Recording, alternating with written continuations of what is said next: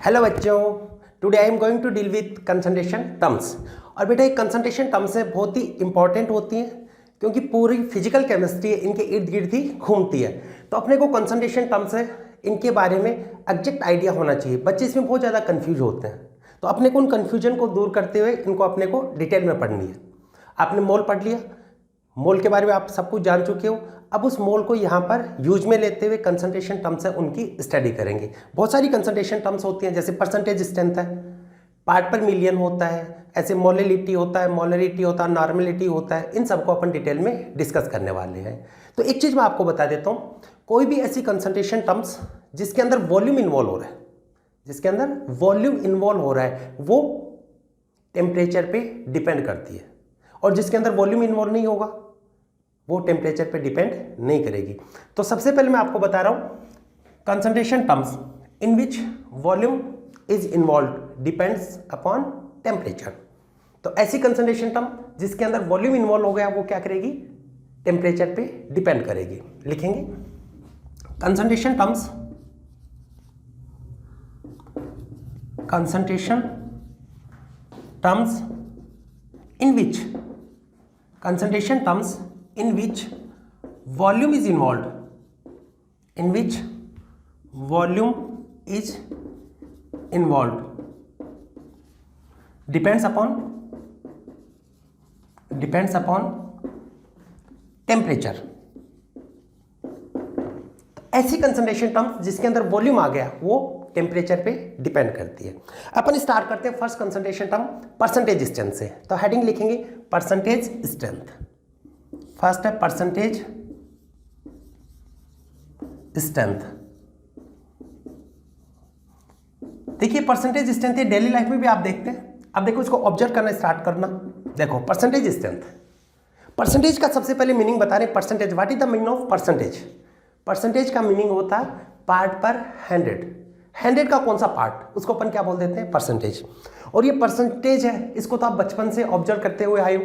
जैसे आपको ये पूछा जाता है कि आपके 9th में कितने परसेंट थे, 10th में कितने परसेंटेज है, कैसे कैलकुलेट करते हो? टोटल को नीचे रखते हैं, जो आपने गेन किया है, जितना मार्क्स आपके आए उसको आपने ऊपर रखा, मल्टीप्लाई बाई 100, यानी उसको 100 के रेस्पेक्ट में आपने कितना गेन किया है उसको आप क्या बोलते हो, परसेंटेज। कहीं पर भी कंफ्यूज होने की जरूरी नहीं। कोई भी टर्म आए आपको क्या माइंड में सेट रखना है, जो आपने बचपन से सुन रखा है, जो आपके माइंड में पहले से सेट है। क्या सेट है कि टोटल नीचे रखते हैं और जो भी आप गेन करते हैं, ऑब्टेन करते हैं, उसको ऊपर रखते हैं, मल्टीप्लाई बाई 100, यही करना है।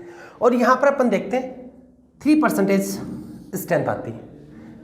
परसेंटेज एक होती है परसेंटेज W/W,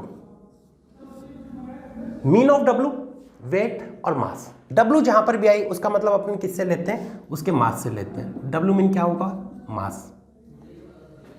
अगर कहीं पर V आ रहा है अपन V लेंगे, उसका मतलब यहां पे किससे होगा, वॉल्यूम से, उसके वॉल्यूम से होगा। तो अपन फर्स्ट कंसंट्रेशन टर्म क्या लिखी, परसेंटेज W/W। इसी को अपन लिख सकते हैं percentage by mass. Percentage by mass, percentage by mass क्यों लिखा, क्योंकि ये भी मास है, ये भी मास है, तो इसको अपन ने क्या लिख दिया, परसेंटेज बाई मास। क्लियर हुआ?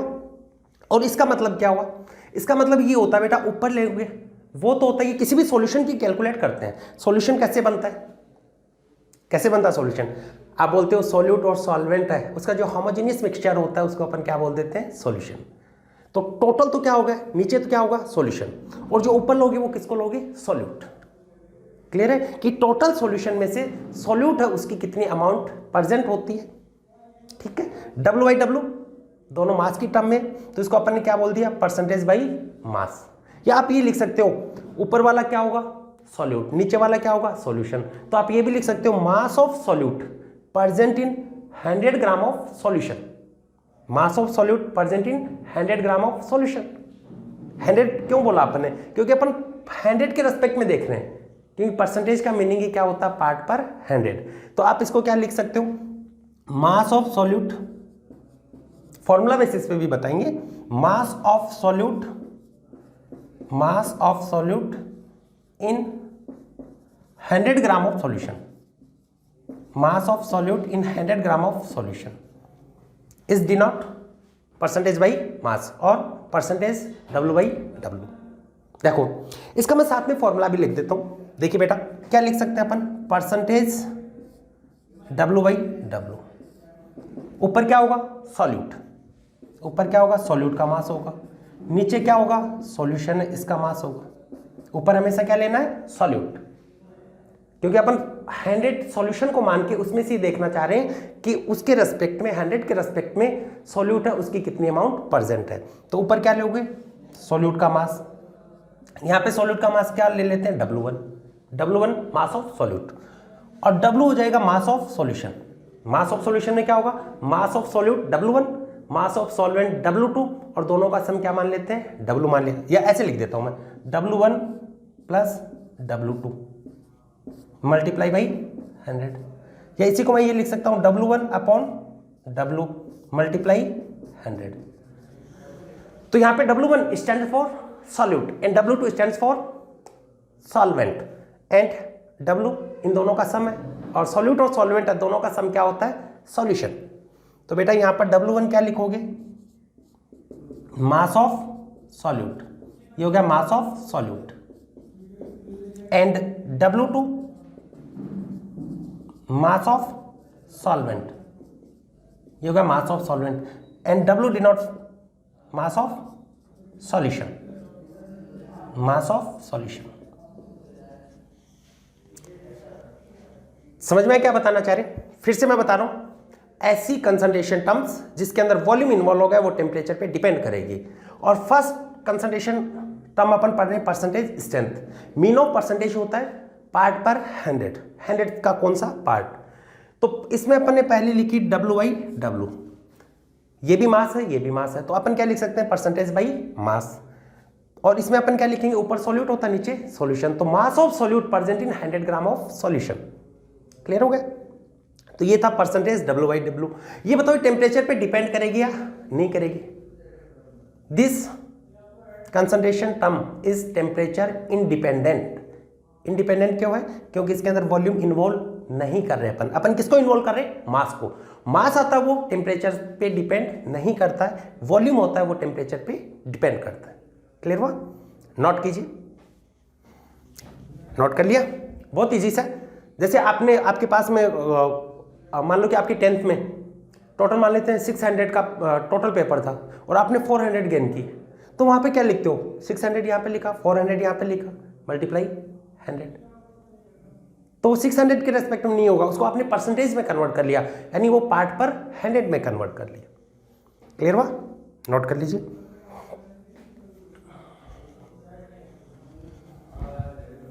नोट कर लिया। सेकंड देखिए परसेंटेज W/V, नोट कीजिए बेटा, कुछ भी नहीं है, जो आपका आपके माइंड में जो परसेंटेज चल रहा है ना उसी को रिलेट करो बस इसको।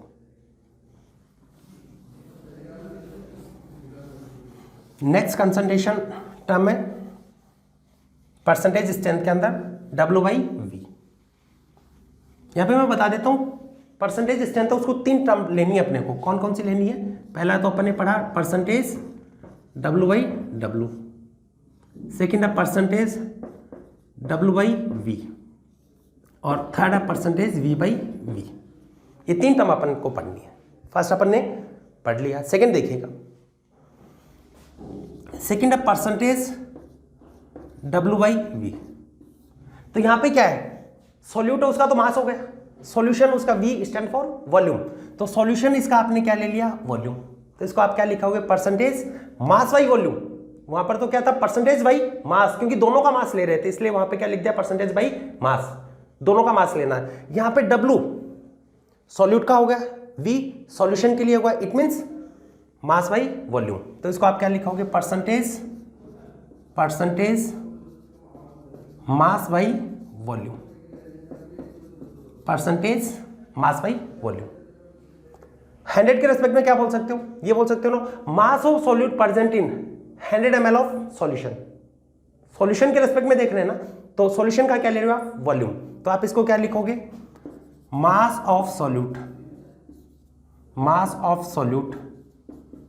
Present in mass of solute present in 100 ml of solution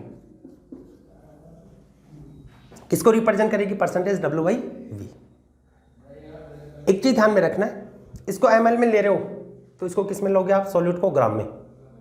ठीक है, देखो परसेंटेज W/V तो इसको क्या लिखोगे? W1 मास ऑफ सॉल्यूट किस में लेंगे? ग्राम में। वॉल्यूम ml मल्टीप्लाई बाई 100, ये होगा परसेंटेज W/V। और बेटे ये सबसे मोस्ट कॉमन टर्म होती है। मोस्ट कॉमन परसेंटेज स्ट्रेंथ कौन सी होती है? W/V। और इसके लिए मैं लिख देता हूं, ये क्या होगी? Most common percentage strength.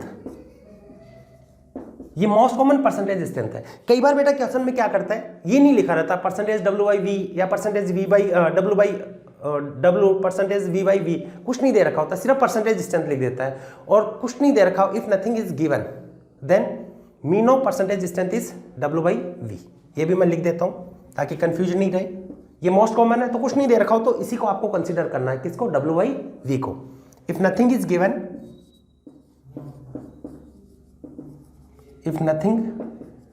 Given about percentage strength then most common percentage strength वो कौन सी होती है? Percentage W/V is considered. अगर आपको कुछ नहीं दे रखा हो तो वहां पर मोस्ट कॉमन परसेंटेज स्ट्रेंथ जो कौन सी होती है? W/V, इसको कंसिडर करना है। क्लियर हो गया? तो यहां पर W1 क्या होगा? मास ऑफ सॉल्यूट। V क्या होगा? Volume of solution. ठीक है, बहुत सारे मेडिसिन के आप देखते हैं, बॉटल्स वगैरह देखते हैं, या मेडिसिन की कुछ अलग अलग सी बॉटल आती हैं या उनकी टैबलेट होती है, उनके ऊपर भी ये चीज़ें लिखी रहती है W/W कि उस सॉल्ट का कितना परसेंटेज उस टोटल में प्रेजेंट है, और बताते हैं। थर्ड परसेंटेज टर्म है परसेंटेज V/V। तो ऊपर भी V आ रहा है, नीचे भी V आ रहा है, इट मीन्स सॉल्यूट है उसका भी आपको क्या लेना है? वॉल्यूम। और सॉल्यूशन है उसका भी आप क्या लोगे? वॉल्यूम। दोनों का वॉल्यूम कंसीडर कर रहे हो तो इसको आप क्या लिख सकते हो? Percentage by volume. समझ में आया? इसको आप क्या लिख सकते हैं? Percentage by volume. क्लियर हुआ? तो क्या लिखोगे? Volume of solute present in 100 ml of solution. ये भी वॉल्यूम है, ये भी वॉल्यूम है। नीचे वाला सॉल्यूशन का होता है, ऊपर वाला सॉल्यूट का होता है। तो आप क्या लिखोगे? Volume of solute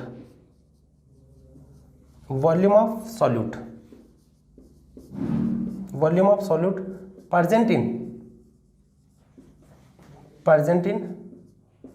100 ml of solution. Volume of solute present in 100 ml of solution is denote percentage V/V। तो आप फॉर्मूला बेसिस पे लिखोगे तो परसेंटेज V/V कैसे लिखोगे? वॉल्यूम ऑफ सॉल्यूट एक में लेना, अगर ml में ले रहे हो तब ml में आ जाएगा वॉल्यूम ऑफ सॉल्यूट, और अगर लीटर में ले रहे हो तो दोनों जगह क्या लिखना है? Litre. Volume of solute upon, इसको मैं V1 लिख लेता हूं, अपॉन वॉल्यूम ऑफ सॉल्यूशन, इसको मैं V से डिनोट कर देता हूं, मल्टीप्लाई बाई 100। क्लियर हुआ?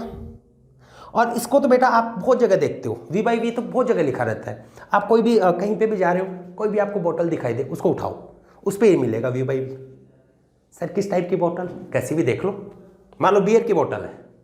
अरे सर क्या बात कर रहे हैं, बात नहीं करिए, समझा रहे हैं। तो देखो अगर बोतल है बियर की, उस पर ये लिखा है, ये मान लेते हैं बोतल है, पता नहीं अब ऐसे से कुछ होती होगी। देखो उसके ऊपर अपन ये मान लें कि इसके अंदर इसके ऊपर लिखा हुआ परसेंटेज V/V और उसमें लिखा रहता है 8%। इसका मतलब क्या है? अगर इसका टोटल वॉल्यूम 100 ml है तो उसमें अल्कोहल की अमाउंट कितनी है? 8%। ठीक है, लिख सकते हो। और उसमें आप देख सकते हो कि इसके ऊपर मान लो कि 500 ml की है, तो आप उसमें टोटल कितना ml अल्कोहल प्रेजेंट है कैलकुलेट कर सकते हो। जैसे 100 में कितना है? 8, तो 500 में कैलकुलेट कर सकते हो। ठीक है, 8 ml तो कितने में? 100 ml में, तो 500 में कितना होगा? 5 टाइम होगा इसका। यानी ऑलमोस्ट 40 ml। क्लियर हुआ? ऐसे मान लो किसी के ऊपर लिखा है 32%, वाइन वगैरह की बोतल्स है उस पर ये लिखा है, इसका मतलब यहाँ पे क्या होगा, उसमें 100 ml में कितना है 32 ml इथाइल अल्कोहल है, अल्कोहल परसेंट है। इसका मतलब वाइन और अल्कोहल, अगर कहीं पर लिखा है सॉरी बियर की बोतल पे लिखा मान लो 8%, वाइन की बोतल पे लिखा 32%, इसका मतलब अल्कोहल की अमाउंट किस में ज़्यादा हो गई, वाइन की बोतल में। अब आपको कोई भी बोतल दिखे कितना ml लिखा है तो आप बताओ उसमें कि कितना है। आज ये करके देखना, आपको कहीं पे भी मिले, अक्सर मिल ही जाती हैं, तो आप बताओ कि इसमें टोटल कि 100 ml में तो इतना है, तो टोटल उस पर कितना लिखा है 700 ml या 750 ml, तो उसके रेस्पेक्ट में आप बताओ कि इसमें टोटल अल्कोहल कितना है। क्लियर हुआ? नोट कीजिएगा। तो ये थी बेटा परसेंटेज स्ट्रेंथ। अपन 3-4 परसेंटेज स्ट्रेंथ 3% स्ट्रेंथ पढ़ी है, कौन सी, W/W, W/V और थर्ड वन थी V/V। और भी अपन पढ़ेंगे, मोलैलिटी है, मोलैलिटी कंसंट्रेशन टर्म और पढ़ेंगे, फिर उनको रिलेट करके न्यूमेरिकल करेंगे। तो ये सब माइंड में सेट रखना आपको। एक और बता देता हूं मैं, नोट कर लीजिए इसको। एक होती है जैसे परसेंटेज स्ट्रेंथ होती है ना, वैसी होती है PPM, पार्ट पर मिलियन। जैसे आपने सुना भी होगा कि अपने यहाँ पे वाटर है, उसके अंदर फ्लोराइड बहुत ज़्यादा है, और वो फ्लोराइड की अमाउंट है ना वो PPM में लिखी रहती है, परसेंटेज में नहीं रहती। परसेंटेज और PPM में, वो PPM में क्यों लिखी रहती है, या PPM वाली कब काम में लेते हैं, जब सॉल्यूशन के रेस्पेक्ट में जो आप सॉल्यूट कंसिडर कर रहे हो उसकी अमाउंट बहुत ही कम हो, उस कंडीशन में अपन कंसंट्रेशन टर्म पार्ट पर मिलियन, PPM का मतलब होता है पार्ट पर मिलियन, मिलियन क्या होता है 10⁶, परसेंटेज क्या था पार्ट पर 100, दोनों सेम ही है। यहां पर 100 से मल्टीप्लाई कर रहे हो, वहां पर क्या होगा 10⁶ से मल्टीप्लाई कर देंगे। देखो नोट कर लिया इसको। नेक्स्ट देखिए,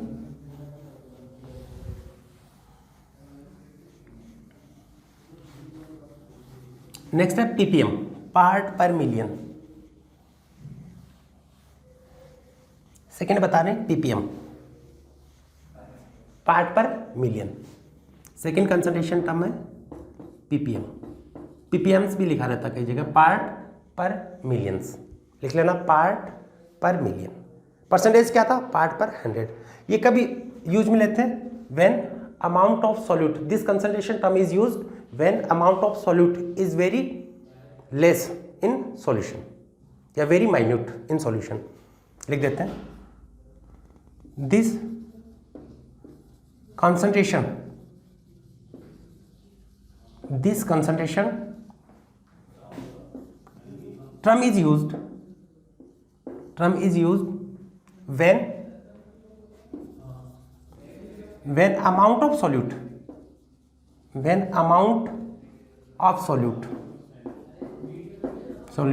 is very minute,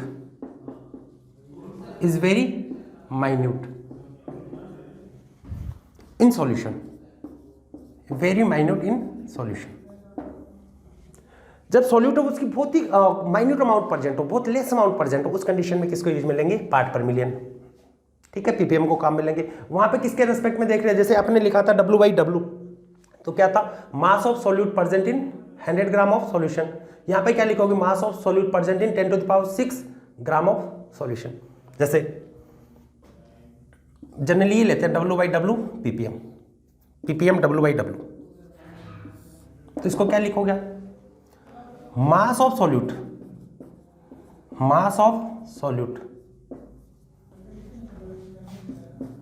present in 10⁶ gram of solution is known as PPM। तो देखो इसको लिखना हो पार्ट पर मिलियन, PPM को लिखना है तो ऊपर क्या लिखोगे mass of solute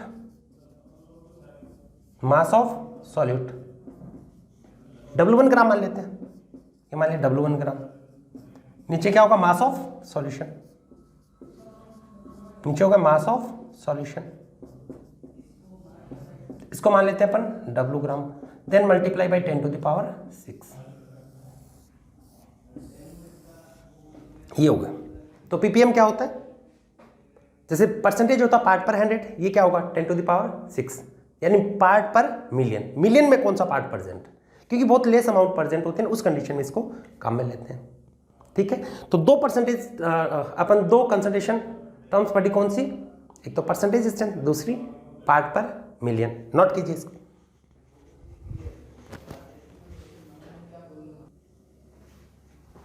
next percentage strength लिखिएगा mole fraction, sorry next concentration term है मोल फ्रैक्शन।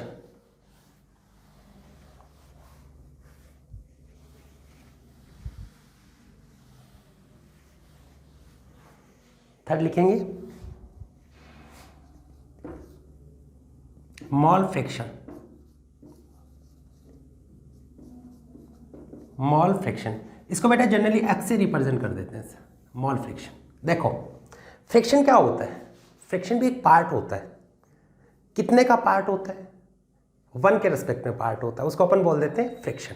यहाँ पे इसको क्या बोल देंगे, मोल फ्रैक्शन। यानी यहाँ पे लिख सकते हो mole of solute present in 1 mole of solution is indicated mole fraction of that solute. देखो mole of solute, mole of solute present in mole of solute present in 1 mole of solution, 1 mole of solution indicates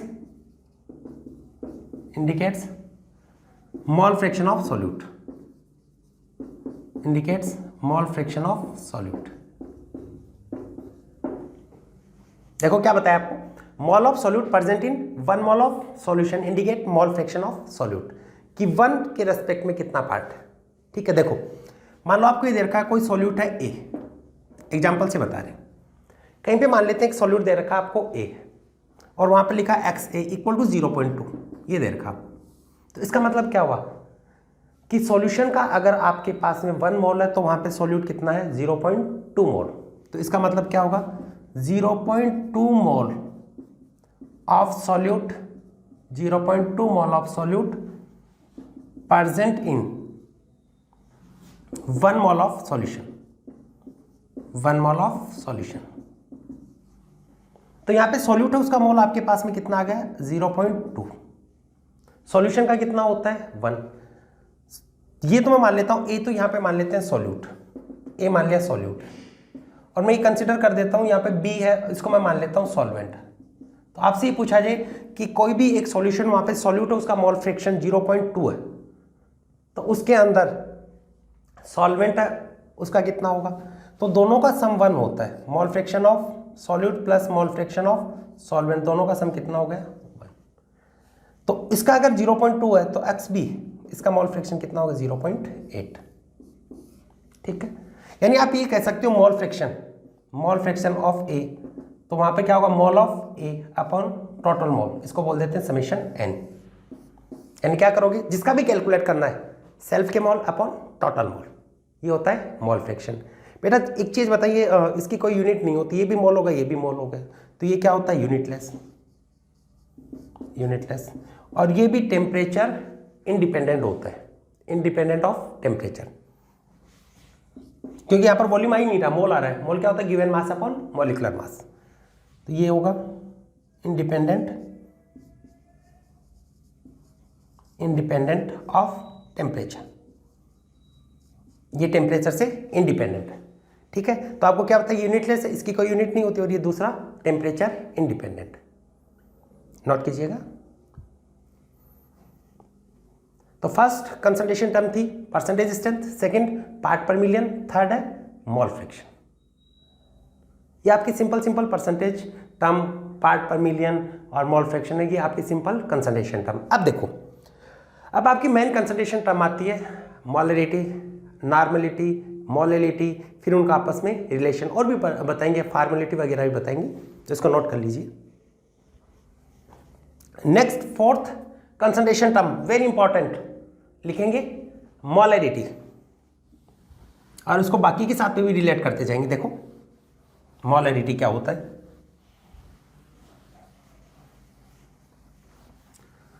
लिखेंगे molarity.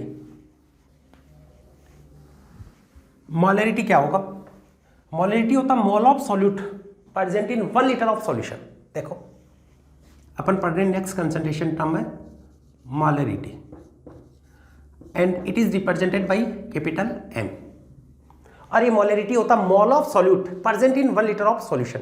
आप ये मान लो आपके पास में एक bottle है, 1 litre की एक बॉटल है, वो क्या कोई सॉल्यूशन मिला रखा है आपको, उसको 1 लीटर बना रखा है, तो उस 1 लीटर में सॉल्यूट के कितने मोल प्रेजेंट होते हैं वो उसकी क्या होती है, मोलरिटी।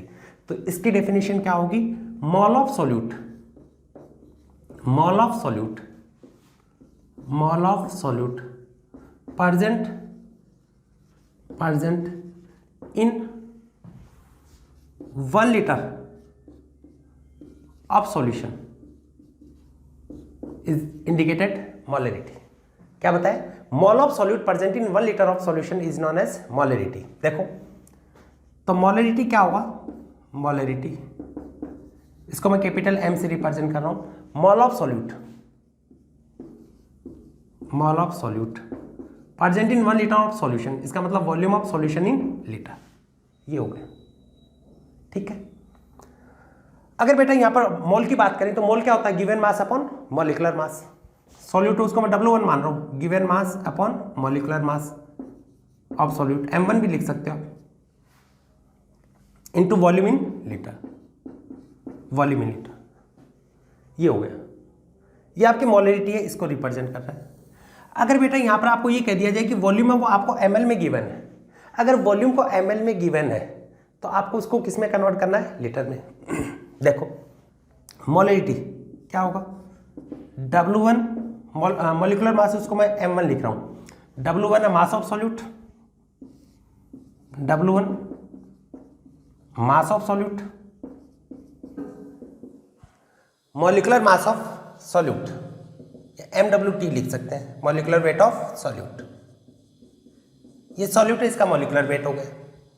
अगर आपको बेटा वॉल्यूम है ml में बात करें अपन की VML, तो इसको लीटर में बदलने के लिए क्या करोगे, डिवाइड बाई 1000 से डिवाइड करोगे, थर्ड टर्म में ऊपर आ जाएगी, तो ऊपर मल्टीप्लाई कर दो 1000 से।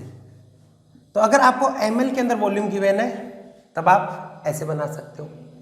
अब आपसे ये पूछा जाएगा टेम्परेचर डिपेंडेंट है या इंडिपेंडेंट, और इसकी यूनिट क्या होगी, तो आप देखेंगे यूनिट, जैसे अपन बात कर रहे हैं यूनिट क्या होती है, ये क्या हो गया, मोल ऑफ सॉल्यूट अपॉन वॉल्यूम, तो मोल पर लीटर, मोल पर लीटर। क्लियर है, टेम्परेचर पे डिपेंड करेगा या नहीं डिपेंड करेगा। आपको ये बताया था कि जहां पर भी वॉल्यूम आ जाए वहां पर वो टर्म टेम्परेचर डिपेंडेंट होती है, depends upon temperature, depends upon temperature, यानी आप ये कह सकते हो टेम्परेचर डिपेंडेंट होता है। क्लियर है, चलो मैं एक दो न्यूमेरिकल और बता देता हूं इससे रिलेटेड, जैसे अपन कर रहे हैं। मान लो कि क्वेश्चन दे रखा है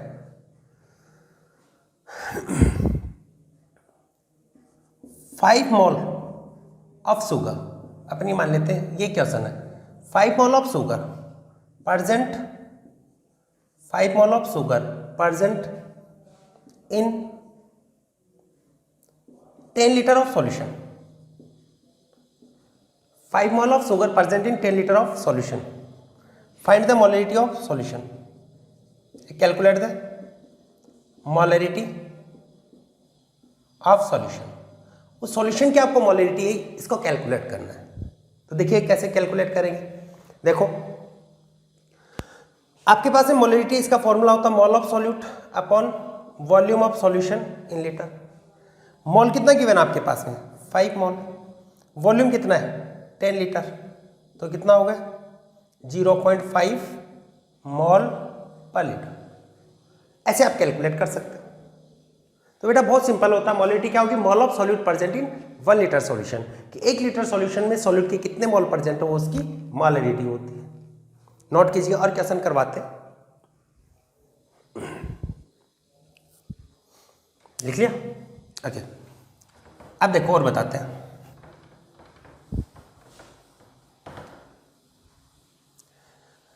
ए को लिखिए,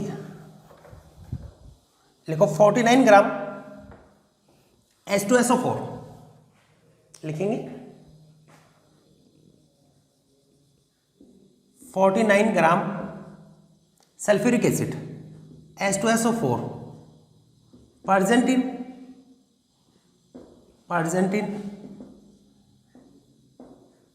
2000 ml solution, present in 2000 ml solution. Calculate the molarity of solution. Calculate the molarity of solution. उस सॉल्यूशन की आपको मोलरिटी चेक करनी है, मोलरिटी कैलकुलेट करनी है. तो बेटा अपन ये जानते हैं मोलरिटी होता है mole of solute present in 1 litre of solution. Formula होता है m mole of solute upon volume of solution. ml में गिवन है, देन मल्टीप्लाई बाई 1000. और we know mole is given mass upon molecular mass. Mass of solute 49.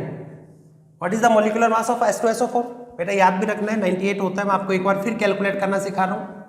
एक hydrogen का कितना होता है 1, 2 हाइड्रोजन प्रेजेंट है देन 2. सल्फर 32. एक ऑक्सीजन का कितना होता है 16. 4 ऑक्सीजन है देन मल्टीप्लाई बाई 4. सबको ऐड करो, कितना हो गया 98. ये कितना होगा इसका मॉलिक्यूलर मास 98. या पूरा मैं लिख देता हूँ. मोल क्या होता है गिवन मास अपॉन मॉलिक्यूलर मास. ये क्या होता है ना V in ml multiply by 1000. Mass of solute कितना हुआ आपके पास में 49. ये आपको कितना गिवन है, सॉरी 98 होता है. वॉल्यूम 2000 ml, ये कितना 1000. कैंसल कितना होगा 1/4. यहाँ पे लिख सकते हो 0.25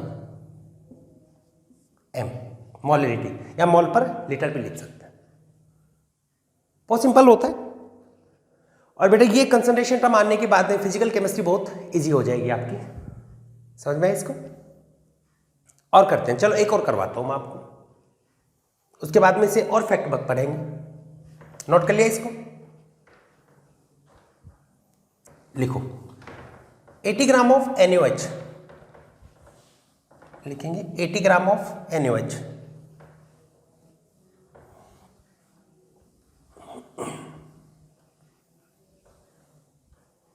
देखो ये मान लो आपको दे रखा है 80 gram of NaOH is dissolved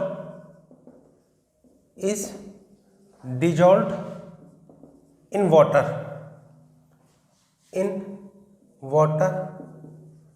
to produce 500 ml solution. To produce 500 ml solution. What is the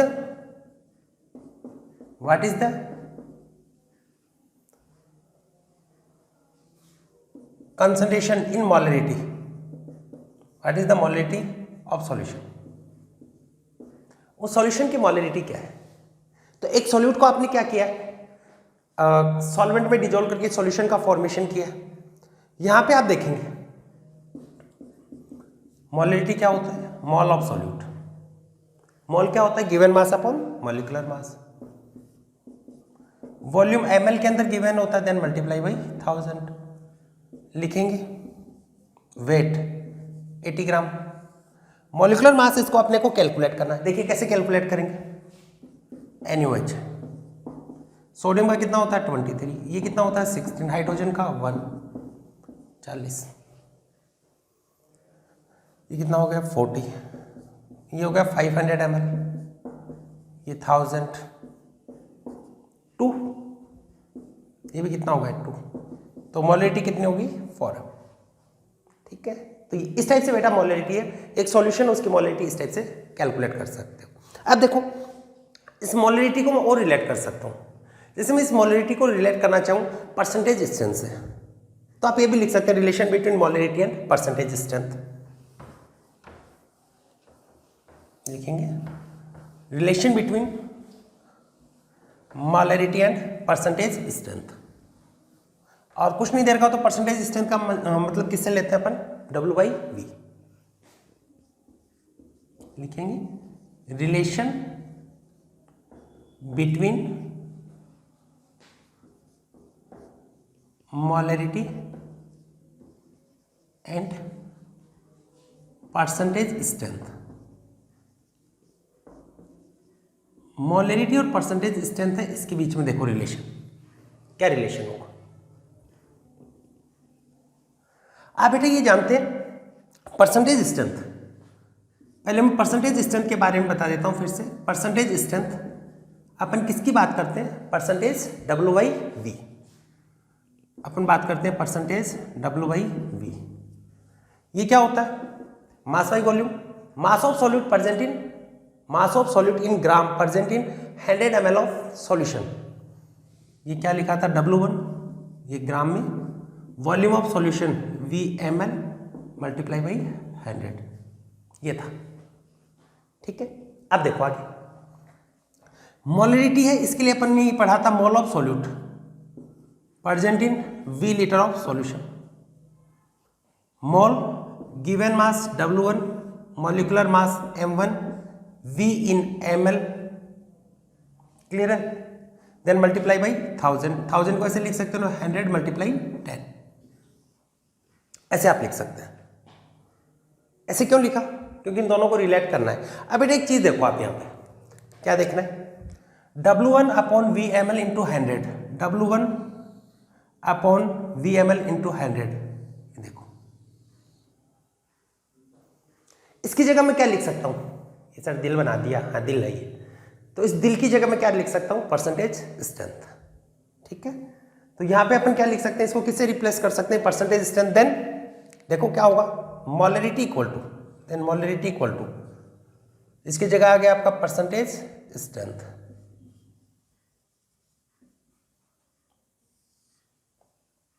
ठीक है, ये क्या होगा, molecular mass multiply by 10, clear हुआ।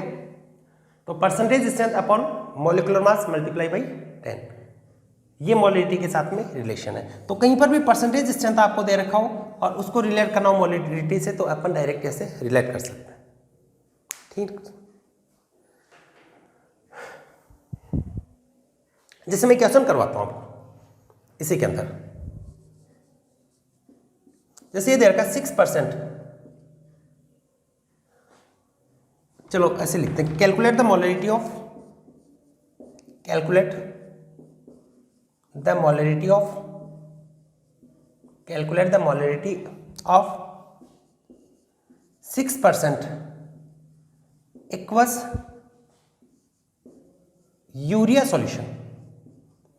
Calculate the molarity of 6% aqueous urea solution. 6% aqueous urea solution, उसकी molarity check करनी है, calculate करनी है। तो परसेंटेज स्ट्रेंथ आप डायरेक्ट कर सकते हो, क्या लिखेंगे, मोलरिटी इक्वल टू, ये कितना हो गया 6, मॉलिक्यूलर मास बेटा यूरिया का होता है 60 मल्टीप्लाई बाई 10, कैंसल, कितना हो गया 1m। तो आपको परसेंटेज स्ट्रेंथ दे रखा हो, तो बेटा ये तो थी परसेंटेज स्ट्रेंथ, इसी को तो अपन क्या बोल रहे थे, परसेंटेज स्ट्रेंथ। नोट कर लीजिए इसको, नोट कर लिया, मिटाएं,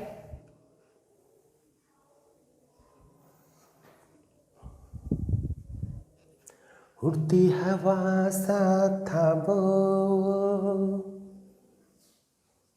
लिख लिया, ओके। और बताते हैं, उसे ढूंढो। अब देखो इसके बारे में कुछ फैक्ट और बताते हैं आपको, कुछ मॉडिफिकेशन और बताते हैं इसके अंदर। देखिए बेटा, लिखो, हेडिंग लिखो आप, some facts, some facts about molarity, some facts about molarity. Molarity इसके बारे में कुछ फैक्ट बता रहे, देखिएगा कि मोलरिटी इसके बारे में क्या फैक्ट होता है। अपन ये मान लिया, देखो मैं पूरा डिटेल में बता रहा हूं आपको। जैसे मोलरिटी आपके पास है, मोलरिटी क्या होगा, mole of solute, mole of solute upon volume of solution in litre.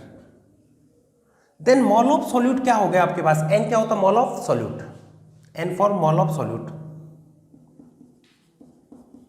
Mole of solute. Then mole of solute equal to आप क्या लिख सकते हो, molarity into volume in litre. देखो मोल को अपन ने अलग अलग तरीके से कैलकुलेट करना सीखा है। एक तो कैसे से कैलकुलेट करना सीखा था, मास गिवन और given mass upon molecular mass, बाकी अवोगाद्रो नंबर, एसटीपी पे volume, PV equal to NRT, इसे कैलकुलेट किया। एक टर्म हो रहा है, हालांकि इसको मैंने पहले ही बताया था कि थोड़ा ध्यान में रख लेना, आगे डिटेल में आएगी। तो ध्यान दीजिए क्या था, molarity mole upon volume, then mole equal to क्या होगा, molarity into volume in litre. ठीक है, इसको ध्यान में रखना अपने को। आगे देखो, अब देखो, अब अपने को दो फैक्ट बता रहा हूं मैं, एक तो molarity at dilution and molarity at mixing. जैसे मैंने लिखा molarity at dilution, first point लगा के लिख देता हूं मैं, मोलरिटी एट डाइल्यूशन। डाइल्यूशन है, उसके ऊपर मोलरिटी की बात कर रहे हैं। ये मान लेते हैं अपने पास में एक सॉल्यूशन है, ये आपके पास में एक सॉल्यूशन है, इसकी मोलरिटी है m1 और इसका वॉल्यूम है v1। ठीक है, आपने यहां पे वाटर को ऐड किया। डाइल्यूशन का मतलब क्या होता है, एडिशन ऑफ वाटर। आप वहां पे वाटर को ऐड कर रहे हैं, सॉल्यूट के मोल पे कोई फर्क नहीं आ रहा है, अपन क्या कर रहे हैं, एक्स्ट्रा सॉल्वेंट ऐड कर रहे हैं। सॉल्वेंट ऐड करोगे तो वॉल्यूम चेंज होगा, जिससे मोलरिटी भी चेंज होगी। एडिशन ऑफ वाटर, मैंने ये लिख दिया एडिशन ऑफ वाटर, यहां पे वाटर है, इसको आपने ऐड किया, एडिशन ऑफ वाटर। अब इसकी न्यू मोलरिटी है m2 एंड वॉल्यूम है v2। मोलरिटी चेंज होगी, वॉल्यूम चेंज होगा, लेकिन सॉल्यूट पे कोई फर्क नहीं पड़ेगा, सॉल्यूट के मोल पे कोई फर्क नहीं पड़ेगा। सॉल्यूट का पहले जितना मोल था उतना ही मोल बाद में रहेगा, क्योंकि उसके मास में तो कोई चेंज नहीं आया है। तो आप क्या लिखेंगे, mole of solute before dilution, mole of solute before dilution equal to after dilution. Dilution से पहले जितना सॉल्यूट के मोल थे उतना ही डाइल्यूशन के बाद में। तो आप क्या लिख सकते हो, m1 v1, ये क्या होता है सॉल्यूट के मोल, क्या लिखोगे, m1 v1 equal to m2 v2। Clear हुआ? चलिए क्वेश्चन करवाता हूं मैं यहां पे। हालांकि इसके क्वेश्चन बेटा एक साथ में मैं और करवाऊंगा डिटेल में, जब और कंसंट्रेशन टर्म आएंगी तो आपस में रिलेट करके और करेंगे। जैसे परसेंटेज स्ट्रेंथ का कुछ रिलेशन बनाया था, इस टाइप से और रिलेट करेंगे अपन। जैसे मैंने यहां पे बताया आपको कि मान लेता हूं मैं एक सॉल्यूशन, मैं इसे बता रहा हूं, आपके पास में ये एक सॉल्यूशन है और ये मान लेता हूं मैं 100 ml का सॉल्यूशन है, जिसकी 0.5 m H2SO4 का सॉल्यूशन, 0.5 m H2SO4 का 100 ml सॉल्यूशन। अब यहां पर आपने वाटर को ऐड किया, मैं ये मान लेता हूं आपने यहां पर ऐड किया 100 ml वाटर और ऐड कर दिया, तो यहां पर जो आपका रिजल्टेंट सॉल्यूशन है इसकी मोलरिटी आपको कैलकुलेट करनी है। एक सॉल्यूशन लिया आपने, ध्यान दीजिएगा, एक सॉल्यूशन है 0.5 m, कोई एक्वा सॉल्यूशन है H2SO4 का, ये मान लेते हैं अपन। इसको आपने डाइल्यूट किया तो रिजल्टेंट 100 ml वाटर से डाइल्यूट किया आपको, तो रिजल्टेंट सॉल्यूशन उसकी मोलरिटी क्या होगी। तो आपने यहाँ पे डाइल्यूट किया है, आपने यहाँ पे सॉल्यूट तो ऐड नहीं किया, तो डाइल्यूट करते हैं तो सॉल्यूट के पहले जितने मोल होते हैं उतने ही मोल बाद में रहेंगे। तो मोल of solute before dilution, mole of solute, इसके लिए अपन बात करेंगे तो मोल ऑफ सॉल्यूट क्या होगा, before dilution equal to mole of solute after dilution. Dilution से पहले जितने सॉल्यूट के मोल थे, डाइल्यूशन के बाद में भी उतने सॉल्यूट के मोल प्रेजेंट होंगे। तो यहाँ पे क्या हुआ, ये लिख सकते हो m1 v1 equal to m2 v2। अब बेटा यहाँ पर भी ml में है वॉल्यूम, यहाँ पर भी ml में, तो कोई दिक्कत नहीं, इसको लीटर में चेंज करने की जरूरी नहीं है, क्योंकि 1000 से डिवाइड करोगे दोनों साइड में कैंसिल हो जाएगा। तो पहले कितना था 0.5, वॉल्यूम है 100, m2 कैलकुलेट करना है, 100 और ऐड कर दिया तो कितना हो गया 200। तो m2 इक्वल टू कितना हो गया, ये कितना हुआ 50/200, 1/4 और 0.255, इतनी मोलरिटी होगी। तो जब भी वाटर आप ऐड कर रहे हो तो वाटर ऐड करने पे उसका डाइल्यूशन होगा। डाइल्यूशन पे बेटा पहले जितने सॉल्यूट के मोल प्रेजेंट होते हैं उतने ही सॉल्यूट के मोल बाद में प्रेजेंट होंगे। सॉल्यूट के मोल पे कोई इफेक्ट नहीं पड़ता है। क्लियर है? नोट कर लीजिए, नोट कीजिए इसको और बताते हैं। लिख लिया?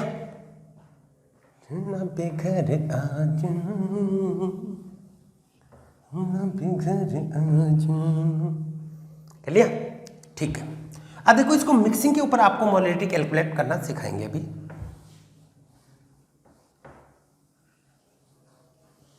मोलरिटी एट मिक्सिंग, देखिए सेकंड पॉइंट लगा देता हूं यहां पे।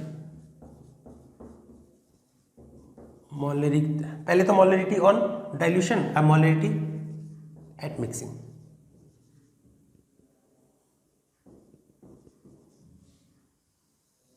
मिक्सिंग के ऊपर मोलरिटी देखो, अभी अपने क्या किया था, एक सॉल्यूशन था अपने ऊपर अपने पास में, उसमें आपने क्या कर दिया, सॉल्यूट को ऐड कर दिया,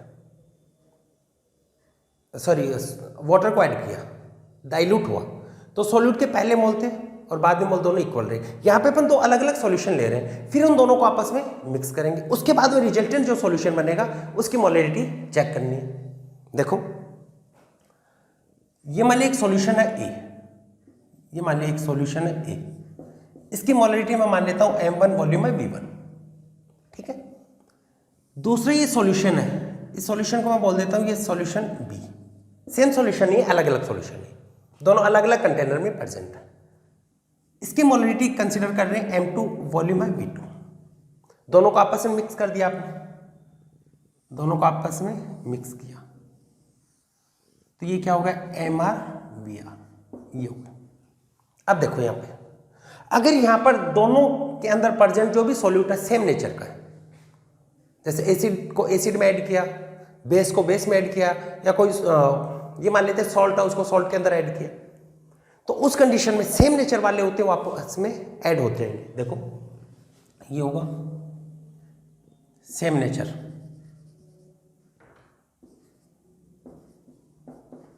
same nature of solute, solute है उसकी सेम नेचर है, अपन ये मान लिया। तो इस कंडीशन में देखो क्या होगा, ये होगा resultant mr vr equal to होगा m1 v1 plus m2 v2, और रिजल्टेंट मोलरिटी होगी वो होगी m1 v1 plus m2 v2 upon volume तो हमेशा आईडी होगा v2। बेटा जैसे HCl है उसमें HI आपने डाल दिया या H2SO4 डाल दिया आपने, तो उससे क्या फर्क पड़ेगा, सेम है, H प्लस है वो H प्लस के साथ में और ऐड हो जाएगा, यानी वहां पे क्या होगा प्लस। क्लियर हुआ?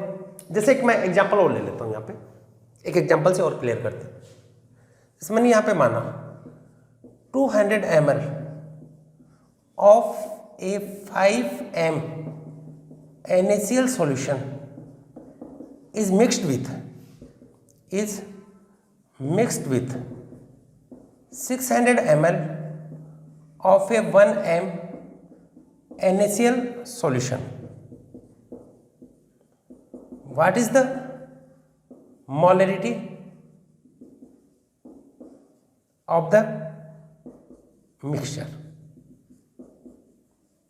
ये देखो यहां पे आपको क्या दिया, 200 ml of 5m NaCl solution. पहला सॉल्यूशन कितना 200 ml, उसकी मोलरिटी कितनी है 5m, is mixed with 600 ml of 1m NaCl, इसके साथ में इसको ऐड किया। What is the molarity of mixture, जो रिजल्टेंट आपका मिक्सचर है उसकी मोलरिटी आपको कैलकुलेट करनी है, ठीक है। कैसे कैलकुलेट करेंगे, मिक्स किया सेम हो गया, NaCl में क्या कर रहे हो आप, NaCl को ऐड कर रहे हो, तो रिजल्टेंट क्या हुआ mr इक्वल टू क्या लिखोगे m1 v1 plus m2 v2 upon v1 plus v2। Volume को लीटर में चेंज करने की जरूरत नहीं है क्योंकि दोनों साइड में आ रहा है ना, ऊपर और नीचे, तो करोगे तो कैंसिल हो जाएगा, कोई दिक्कत नहीं है, ml में रख लो। हाँ 1 ml में होता, दूसरा लीटर में होता, तब सेम यूनिट में करना पड़ता। तो कितना होगा 200 मल्टीप्लाई 5 प्लस 600 मल्टीप्लाई 1, और टोटल वॉल्यूम कितना होगा? ये 200 ml है, ये 600 ml है, तो कितना होगा? 800 ml। कितना होगा? मोलरिटी कितनी होगी? 2m। ठीक है, इन सेम नेचर वाले को जब ऐड करोगे तो रिजल्टेंट क्या होगा? जुड़ जाएगा। जैसे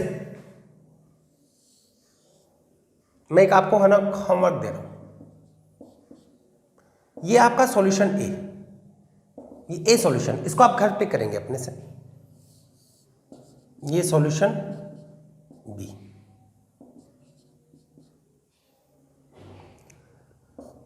HCl है 1m और 50 ml। यहां पे ये मान लेते हैं 2m H2SO4 और इसका मान लेते हैं 150 ml। इनको आपस में मिक्स किया, रिजल्टेंट मोलरिटी कैलकुलेट करनी। ठीक है, तो सेम नेचर के हो गए तो क्या करोगे? M1V1 plus M2V2 upon V1 plus V2। हालांकि इस टाइप के क्वेश्चन ज्यादा आपके क्लियर होंगे आयनिक इक्विलिब्रियम में। ये बेटा अपन जो भी पढ़ रहे हैं ना आगे वाले चैप्टर्स की, ये अपन भूमिका तैयार कर रहे हैं, ये उनके लिए ABCD है। क्योंकि वहां पर आएगा कि रिजल्टेंट सॉल्यूशन, वहां पर H+N की कंसंट्रेशन कितनी होगी, उसकी pH क्या होगी, इस टाइप के क्वेश्चन आएंगे जो और डिटेल में वहां पे समझ में आएंगे, क्योंकि उससे रिलेटेड है। लेकिन अपने को पता होना चाहिए कि सेम नेचर का होता है, उस कंडीशन में क्या करते हैं, तो उस कंडीशन में अपन ऐड कर देते हैं। ठीक है, नोट कर लीजिए इसको बेटा, साथ साथ में नोट्स बनाते रहना। ये चैप्टर बहुत इंपॉर्टेंट है और आपके लिए तो सारे चैप्टर इंपॉर्टेंट है, क्योंकि आप तो पहली बार पढ़ रहे हैं 11th में। लेकिन ये पूरी फिजिकल केमिस्ट्री का बेसिक यहीं से आता है, इसलिए उससे ये सबसे ज्यादा इंपॉर्टेंट है।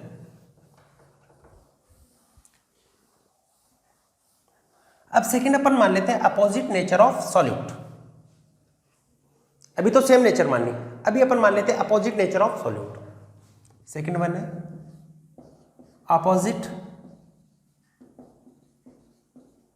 Nature of solute. Opposite nature of solute, solute उसके अपोजिट नेचर ले लिए। अपोजिट नेचर मीन्स एक आपने एसिड लिया तो दूसरा आपने क्या ले लिया? बेस। अपोजिट नेचर के हो गए, एक एसिड हो गया आपके पास में, दूसरा बेस। तो एसिड बेस हो गए तो आपस में क्या करेंगे? न्यूट्रलाइजेशन करेंगे। ठीक है, तो उस कंडीशन में क्या होगा? माइनस। तो इस कंडीशन में MrVr इक्वल टू होता है M1V1 minus M2V2 and resultant molarity equal to होती है M1V1 माइनस M2V2। अब बताओ अपॉन में V1 माइनस V2 होगा V1 प्लस V2, माइनस नहीं होगा, वॉल्यूम तो क्या होगा? हमेशा ऐड होगा। सॉल्यूट इसके मोल क्या हो जाएंगे? एक दूसरे को न्यूट्रलाइज करेंगे, कम हो जाएंगे। तो देखो ये तो हमेशा जुड़ेगा ना V1 plus V2। Clear?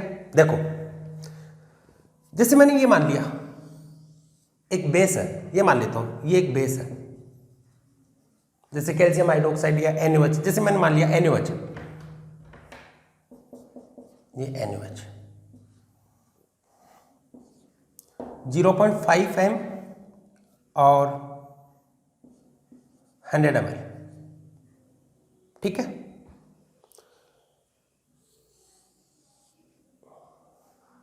Zero 0.25 m और ये मान लेते हैं 50 ml। ये HCl, ये NaOH है, ये HCl है, ये बेस होगा, ये वाला क्या होगा? एसिड। ये सब बेटा बहुत डिटेल में अपन pH वगैरह कैलकुलेट करने के लिए आयनिक इक्विलिब्रियम में काम में आएंगे। और ये वाला क्या होगा? एसिड। लेकिन यहां से ही कंसेप्ट बनता है कि अपोजिट नेचर का होता है, तब क्या करना है? माइनस। रिजल्टेंट जो भी है उसकी मोलरिटी कैलकुलेट करना है। तो क्या लिखोगे? Mr equal to M1V1 minus M2V2 upon V1 plus V2। तो रिजल्टेंट मोलरिटी M1 0.5, वॉल्यूम है 100, तो क्या होगा? 50। 25 मल्टीप्लाई बाई 50,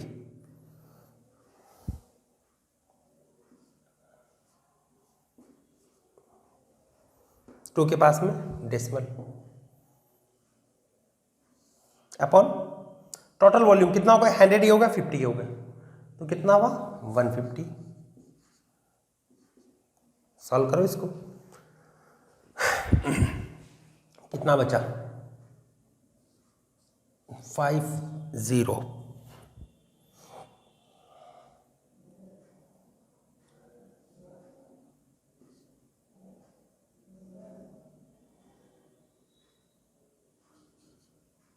ये होगा 37.50, ये आ गया।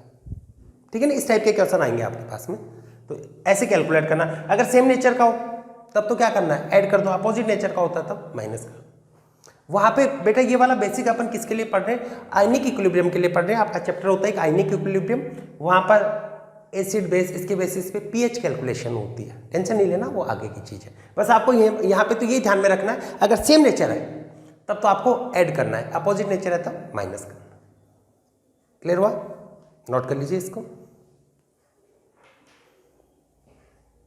और करवा देते हैं।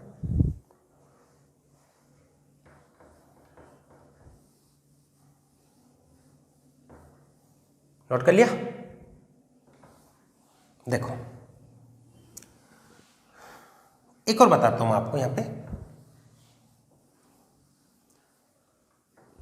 Concentration in gram per litre. देखो मैं बात कर रहा हूं कंसंट्रेशन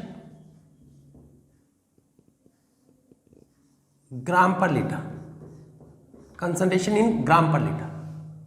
अपन यहाँ पे जो मोलरिटी कंसंट्रेशन ली है ये किस में होगा, मोल पर लीटर। आपको किस में बता रहे हैं अभी, ग्राम पर लीटर में। देखो इसको कैसे रिलेट करना है, इसको कैसे रिलेट करेंगे,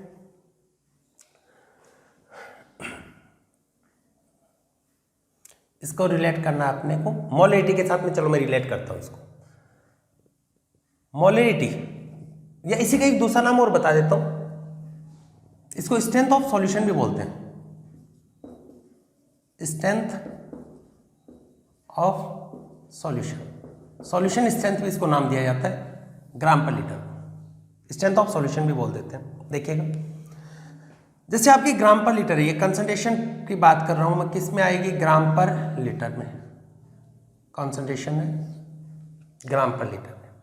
और आपकी मोलरिटी क्या होती है, molarity given weight upon molecular wait volume in litre. तो इसकी जगह मैं क्या लिख सकता हूं, सॉल्यूशन स्ट्रेंथ, या ये क्या होगा ग्राम पर लीटर। तो यहां से आप क्या लिख सकते हो, ग्राम पर लीटर जो आपकी क्या है, स्ट्रेंथ ऑफ सॉल्यूशन है, इक्वल टू क्या होगा, molarity multiply by molecular mass. ठीक है, तो ये थी आपकी नेक्स्ट कंसंट्रेशन टर्म मोलरिटी।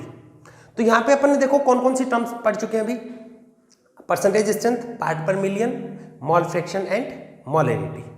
ठीक है, नेक्स्ट नॉर्मेलिटी। तो बेटा नॉर्मेलिटी देखिए क्या होता है, अपन ने इससे पहले पढ़ा था मोलरिटी। मोलरिटी में अपन ने देखा mole of solute present in 1 litre solution is known as molarity. Normality और मोलरिटी में एक बेसिक डिफरेंस होता है, मोलरिटी में तो अपन सॉल्यूट के मोल लेते हैं और नॉर्मेलिटी के अंदर उसके इक्विवेलेंट लेते हैं, इक्विवेलेंट बोल दो या ग्राम इक्विवेलेंट, बाकी सभी चीजें सेम है।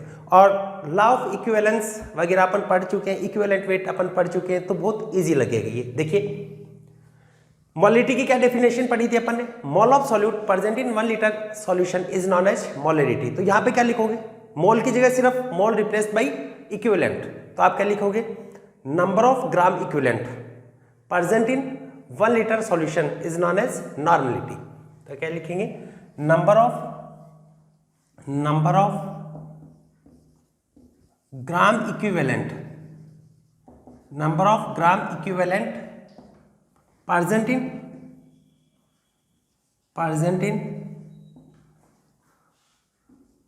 1 litre solution, present in 1 litre solution is known as normality.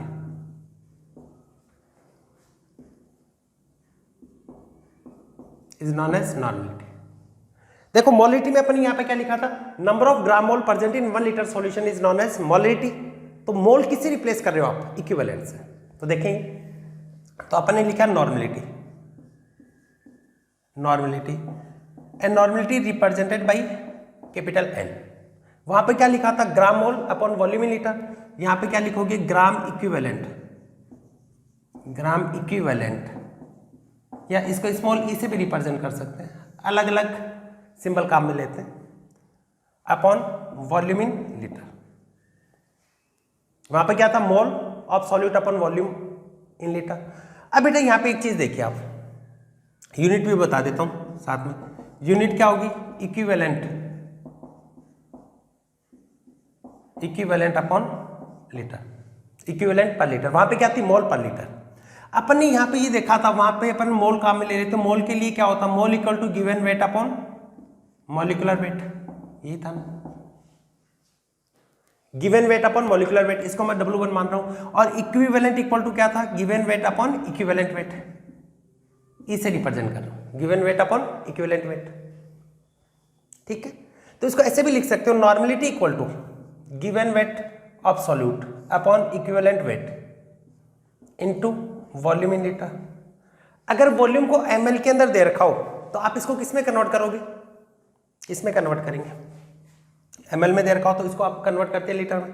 देखो W1 upon equivalent wait E volume in litre, अगर ml में ही दे दिया तो डिवाइड बाई 1000, थर्ड टर्म में ऊपर चली जाएगी, मल्टीप्लाई बाई 1000। क्या डिफरेंस आया, मोलिटी और नॉर्मेलिटी में कुछ भी डिफरेंस नहीं आ रहा। वहां पर मोल काम में ले रहे हैं, यहाँ पे इक्विवेलेंट काम में ले रहे हैं। मोल इक्वल टू होता है given weight upon molecular weight, and equivalent equal to होता है given weight upon equivalent weight. और आपको ये भी बता चुके हैं इक्विवेलेंट वेट इक्वल टू क्या होता है, molecular weight upon valency factor. जिसको इक्विवेलेंट वेट कैलकुलेट करना सिखा था वहां पे बताया हुआ, दोबारा से भी बता देंगे, नोट कर लिए। अब ये बताओ ये टेम्परेचर डिपेंडेंट है या नहीं। देखो इसके अंदर भी क्या है, वॉल्यूम इन्वॉल्व है, और जहां पर भी वॉल्यूम इन्वॉल्व होता है वो टेम्परेचर डिपेंडेंट होती है। क्लियर हो गया, तो ये भी टेम्परेचर के ऊपर डिपेंड करती है। क्लियर, नोट कर लीजिए इसको। मैं इसके बारे में बेटा जैसे मोलिटी के अंदर कुछ फैक्ट बताई, वहीं पर इसके लिए भी फैक्ट बता देता हूं, फिर मोलिटी और नॉर्मेलिटी दोनों को रिलेट करके फिर एक साथ में अपन आगे बढ़ते हैं या क्वेश्चन करते हैं उससे रिलेटेड। इसको नोट कर लिया, आगे देखिए।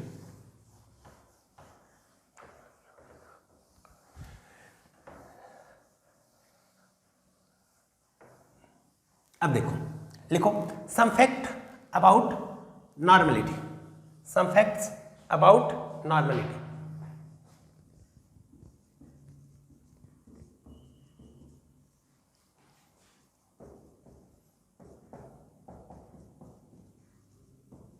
सम फैक्ट अबाउट नॉर्मेलिटी। बेटा इस नॉर्मेलिटी को मोलिटी के साथ में रिलेट करके पढ़ोगे तो बहुत इजी होगा। जैसे आपको बताया था मोल को किससे रिलेट करना है, इक्विवेलेंट से।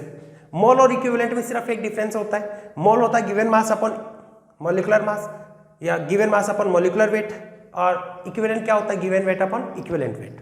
अब देखो जैसे आपने यहां पे लिखा इक्विवेलेंट नॉर्मेलिटी इक्वल टू क्या था, equivalent weight upon volume in liquid, sorry gram equivalent upon volume in litre. तो equivalent given weight upon equivalent weight होता है, वैसे ही कंसंट्रेशन टर्म नॉर्मेलिटी से रिलेट करेंगे तो क्या फॉर्मूला बनेगा, equivalent equal to normality into volume in litre, ये बन गया। अब देखो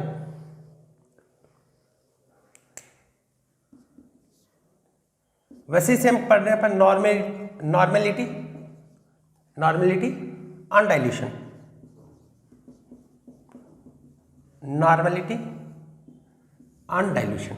डाइल्यूशन इसके ऊपर नॉर्मेलिटी की अपन बात करेंगे कि डाइल्यूशन पे नॉर्मेलिटी कैसे देखेंगे। वही है सेम, आपके पास में ये एक सॉल्यूशन है, उसकी नॉर्मेलिटी में अपन मान लेते हैं N1 है, वॉल्यूम है V1, addition of water, addition of water, water को ऐड करोगे तो उसकी न्यू नॉर्मेलिटी कितनी होगी, N2, वॉल्यूम हो गया V2।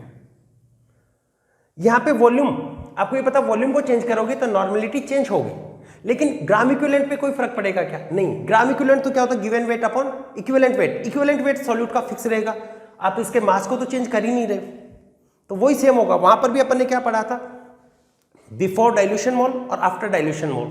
इक्वल होते हैं। वैसे यहाँ पर बिफोर डाइल्यूशन और आफ्टर डाइल्यूशन ग्राम इक्विवेलेंट भी इक्वल होंगे। तो क्या लिखोगे, gram equivalent before dilution equal to after dilution. इनके ग्राम इक्विवेलेंट पे कोई फर्क नहीं पड़ेगा। क्या होगा, N1V1 इक्वल टू N2V2, ये हुआ। इसका भी ऐसे न्यूमेरिकल आप बना सकते हो कि कोई एक सॉल्यूशन है, ये एक सॉल्यूशन है, सॉल्यूशन ऑफ ए मान लेता हूं मैं, कोई सॉल्यूट ए का सॉल्यूशन है, इसकी नॉर्मेलिटी है 0.1 N और वॉल्यूम ऑफ 50 ml, नॉर्मेलिटी है 0.1 N, वॉल्यूम है 50 ml, डाइल्यूटेड बाई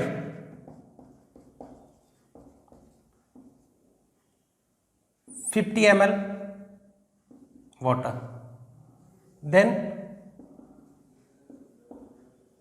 डाइल्यूशन के बाद में जो न्यू सॉल्यूशन बनेगा उसकी नॉर्मेलिटी कितनी होगी। तो डाइल्यूट किया तो पहले जो ग्राम इक्विवेलेंट रहेंगे उतनी ग्राम इक्विवेलेंट बाद में रहेंगे, ग्राम इक्विवेलेंट पे कोई इफेक्ट नहीं पड़ेगा।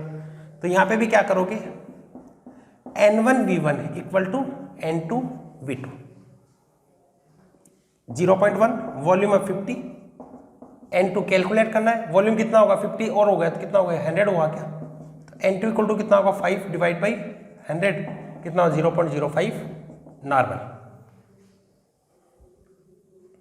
ठीक है, वो ये सेम। ठीक है, ऐसे ही अपने को करना है मिक्सिंग पे, नॉर्मेलिटी एट मिक्सिंग, नोट कर लिया। आगे देखो, नॉर्मेलिटी एट मिक्सिंग, मिक्सिंग के ऊपर नॉर्मेलिटी देखिएगा।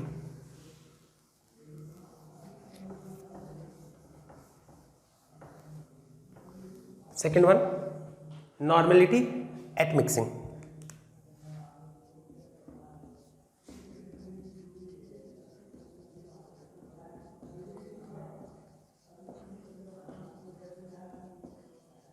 नॉर्मेलिटी एट मिक्सिंग, मिक्सिंग के ऊपर नॉर्मेलिटी देखिएगा क्या होगी। आपके पास में एक सॉल्यूशन है, मिक्सिंग में क्या करते हैं तो अलग अलग सॉल्यूशन लेते हैं, डाइल्यूशन में एक ही सॉल्यूशन है ना, उसी के अंदर वाटर ऐड कर देते हैं। तो यहां पे देखेंगे अपन,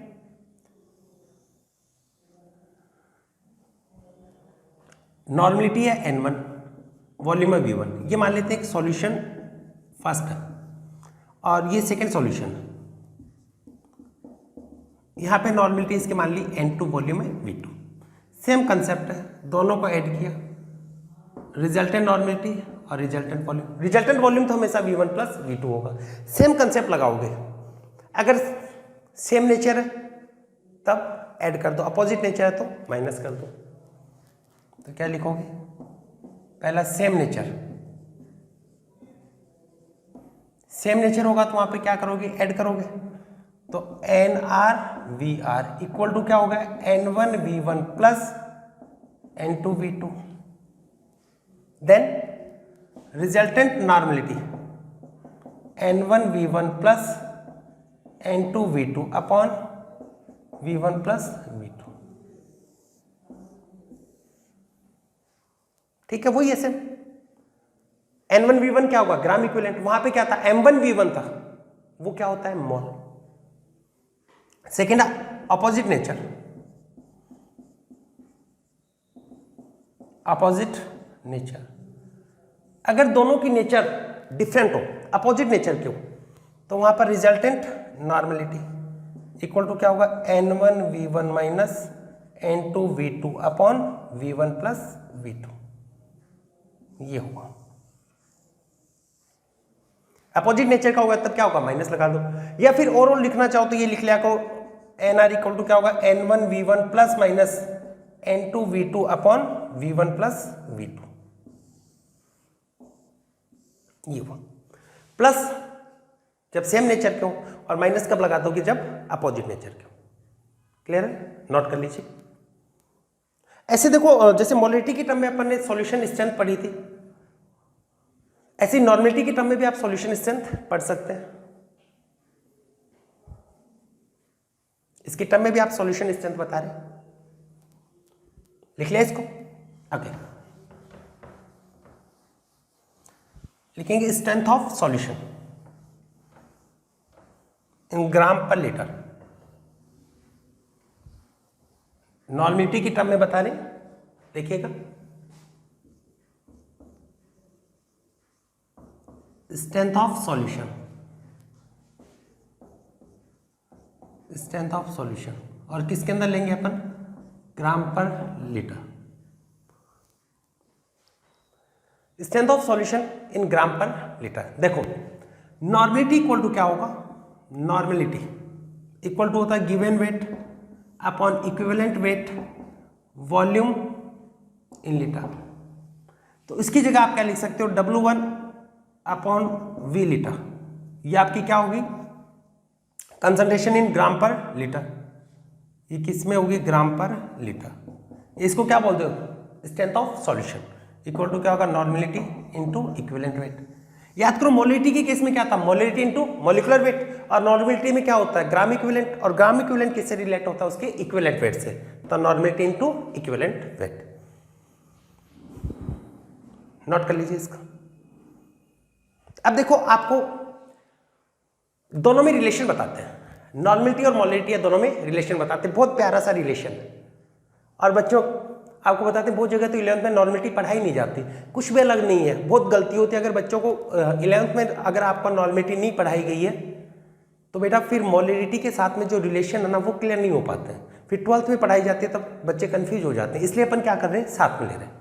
लिखेंगे relation between normality and molality. Relation between normality and molality. Relation between normality and molality, दोनों के बीच में रिलेशन आपको देखना है। नॉर्मलिटी और मोलिटी में क्या रिलेशन होता है? देखो अपन ये पढ़ा था नॉर्मलिटी इक्वल टू होता है mole of solute, sorry normality में क्या आएगा? Number of gram equivalent of solute in 1 litre of solution, और मोलिटी में क्या होगा? Mole of solute in 1 litre of solution. तो इसमें क्या था? E upon volume in litre, या फिर ये लिख सकते हो given weight W1 equivalent weight E1 into volume in litre. ठीक है, ये था नॉर्मलिटी। या फिर ऐसे भी लिख सकते हो normality equal to W1 upon equivalent weight volume if in ml then multiply by 1000। तो उस कंडीशन में इसको 1000 से मल्टीप्लाई कर देते हैं। ये थी नॉर्मलिटी। ऐसे अपन इसको रिलेट कर रहे हैं मोलिटी। इधर मैं मोलिटी लिख रहा हूं। मोलिटी क्या थी? मोल of solute present in 1 litre of solution. What is mole? Given weight upon molecular wait. तो यहां पे इससे रिलेट करोगे तो आप क्या लिखोगे? Given weight W1 and molecular weight क्या हो गया? M1। वॉल्यूम ml के अंदर है V in ml, if volume in ml then multiply by 1000। ये होती है मोलिटी। अब देखिएगा आगे बेटा अपन ये पढ़ा था इक्विवेलेंट वेट इक्वल टू क्या होता? मॉलिक्यूलर वेट M1 से लिख रहा हूं मैं उसको, molecular weight upon valency factor, या फिर आप क्या लिख सकते हो उसको? N factor. याद है ना एसिड के लिए क्या होता है? उसकी बेसिसिटी कितने H प्लस आयन देखता है। कोई भी एक आयन है उस पर कितना चार्ज है। सोल्ट के लिए total positive total negative charge सब पढ़ चुके हैं। तो देखिएगा तो इक्विवेलेंट वेट है, इसकी जगह क्या लिख सकते हो? Molecular weight upon valency factor. तो इसके अंदर ये पुट करके देखो न्यू रिलेशन बना है। क्या बना? नॉर्मलिटी इक्वल टू हो गया weight upon molecular weight into 1000 V in ml then multiply by valency factor. ये तो इक्विवेलेंट वेट की जगह क्या लिख दिया आपने? Molecular weight into valency factor. यही तो मोलिटी है। आपने देखा यही तो मोलिटी है आपकी, यही आपकी मोलिटी है। देखो wait upon molecular wait 1000 upon VmL, ये तो मोलरिटी है। तो क्या रिलेशन बना, नॉर्मेलिटी इक्वल टू आप क्या लिख सकते हो, मोलरिटी इनटू वैलेंसी फैक्टर, ये आपका न्यू रिलेशन आ गया। तो आप यहां पे क्या लिख सकते हो, नॉर्मेलिटी इक्वल टू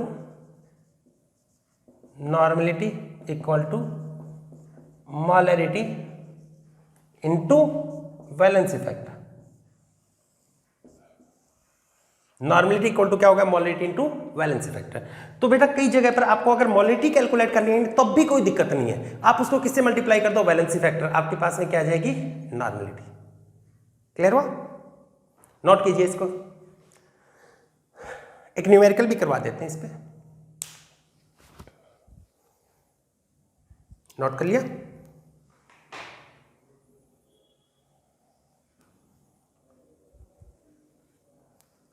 देखिएगा, एक न्यूमेरिकल लेते हैं इस पे,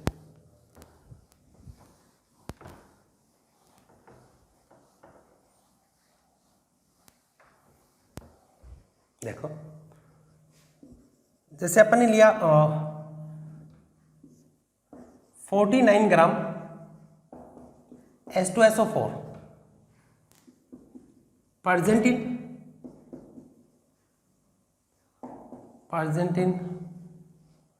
कितना ही मान लो, मान लेते हैं 1000 ml,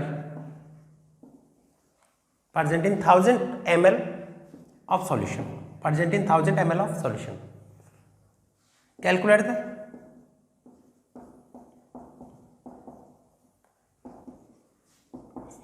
द फॉलोइंग्स, पहला मोलरिटी, दूसरा नॉर्मेलिटी। करो कैलकुलेट, बहुत सिंपल सा है, अपने से ट्राई करो। सबसे पहले क्या कैलकुलेट करो, मोलरिटी, और उसको आपने वैलेंसी फैक्टर से मल्टीप्लाई कर दिया तो किस में कन्वर्ट हो जाएगी, नॉर्मेलिटी। देखो मोलरिटी इक्वल टू क्या होगा, मोल ऑफ सॉल्यूट, इसका सॉल्यूशन बता रहे हैं, मोल of solute upon volume of solution in litre, mole given weight upon molecular wait, V in ml, then multiply by 1000, weight 49, molecular weight H2SO4 का याद हो गया होगा अब तक 98, 1000 ml है यानी 1 लीटर ही दे दिया आपको, तो कैंसल, कितना होगा 1/2, 0.5, ये आपकी क्या होगी, मोलरिटी। ये आपकी है मोलरिटी। आपको कैलकुलेट करना हो नॉर्मेलिटी, तो नॉर्मेलिटी इक्वल टू क्या होता है, molarity into valency factor, molarity into valency factor, molarity है 0.5, वैलेंसी फैक्टर, ये आपके पास में क्या दे रखा है, एसिड।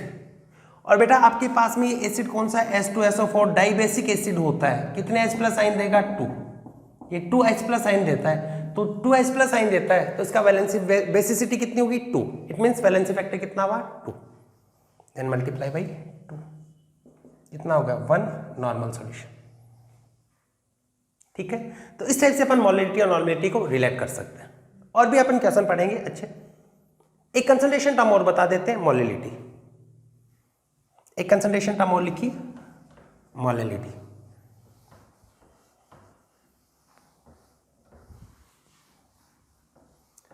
नेक्स्ट कंसंट्रेशन टर्म है molarity, not molarity, molarity, number लगा लेना जो भी है, molarity represented by small m।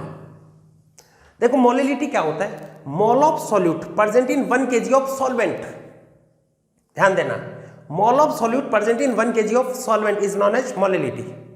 Molarity में क्या था, mole of solute present in 1 litre of solution, molarity में वॉल्यूम आ रहा था, और वॉल्यूम किसका, सॉल्यूशन का, यहां पे आता मास, और मास सॉल्यूशन का नहीं आता, वो किसका आता है, सॉल्वेंट का।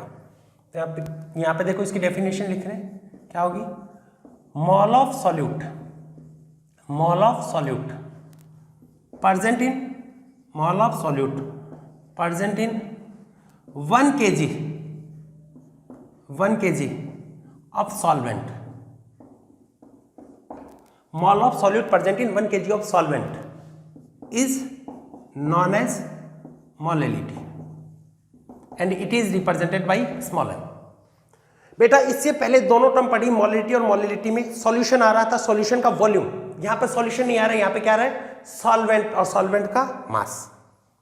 देन मोलिलिटी इक्वल टू क्या लिखोगे, molality represented by small m, क्या लिखोगे, मोल of solute upon mass of solvent. देखो क्या लिखा है, mole of solute present in 1 kg of solvent. फिर से बोल रहा हूं, मोलिलिटी एंड नॉर्मलिटी दोनों के अंदर सॉल्यूशन आता है, सॉल्यूशन का वॉल्यूम आता है, और यहां पे क्या आता है, सॉल्वेंट, और सॉल्वेंट का भी वॉल्यूम नहीं, मास। तो यहां पे क्या लिखोगे, मास ऑफ सॉल्वेंट। मोल क्या हो गया, मैं ये मान लेता हूं मोल है N1, mass of solvent N1, तो क्या हो गया, N1 stand for mole of solute, और मोल क्या होता है, गिवन मास अपन मोलिकुलर मास, गिवन मास अपन मान लेते हैं W1 क्या हो गया, मास of solute, and M1 molecular weight of solute, and ऐसे ही अपन मान लेते हैं W2 है मास ऑफ सॉल्वेंट, ये अपन ने मान लिया। M1 molecular weight of solute, W2 mass of solvent, W2 किसके अंदर आएगा, kg में। मोल क्या होता है, गिवन वेट, यही लिख देता हूं, given wait W1, molecular weight क्या हो गया, M1, ये हो गया W2, ठीक है। यूनिट क्या होगी, मोल पर kg। अगर ये ग्राम में आपको गिवन है तो सेम ही है, क्या होगा, ग्राम में गिवन होता है, मान लो इसको गिवन है ग्राम में, देन मल्टीप्लाई बाई 1000, मोल पर kg यूनिट होगी। अब बेटा यहां पे ये एक चीज बताइए आप, यहां पे देखो क्या होगा, ये पूछा जाता कि which one is temperature independent, molarity, normality and molality. क्या इसके अंदर वॉल्यूम आ रहा है, क्या वॉल्यूम इन्वॉल्व नहीं हो रहा है, इसलिए क्या होती है, टेम्परेचर इंडिपेंडेंट, ये होगी टेम्परेचर इंडिपेंडेंट, ये टेम्परेचर के ऊपर डिपेंड नहीं करते। क्लियर हो गया बेटा, बहुत ही इजी सा है। 3 टर्म्स को आपस में रिलेट करके माइंड में एक बार सेट करना। मोलिलिटी में क्या होता है, mole of solute present in molality, M आ गया वहां पे मोल इन्वॉल्व होगा, N आ गया वहां पे इक्विवेलेंट आ जाएगा। मोलिलिटी में सॉल्यूशन होगा, उसका वॉल्यूम देखोगे, नॉर्मलिटी में भी सॉल्यूशन होगा, उसका वॉल्यूम देखोगे, लेकिन मोलिलिटी में सॉल्वेंट होगा, और सॉल्वेंट का क्या देखोगे, मास, और मास आ गया, it means it is temperature independent. तो ये वाली जो कंसंट्रेशन टर्म होती है वो टेम्परेचर पे डिपेंड नहीं करती है, ये टेम्परेचर इंडिपेंडेंट टर्म, ठीक है। तो ये जो भी आपको कंसंट्रेशन टर्म आज बताई उन पे ध्यान दीजिएगा। इससे रिलेटेड न्यूमेरिकल अपन और करेंगे, आगे के जो भी लेक्चर्स आएंगे और भी कंसंट्रेशन टर्म्स हैं उनको भी अपन डिटेल में पढ़ेंगे। प्रैक्टिस करते रहिएगा। All the very best.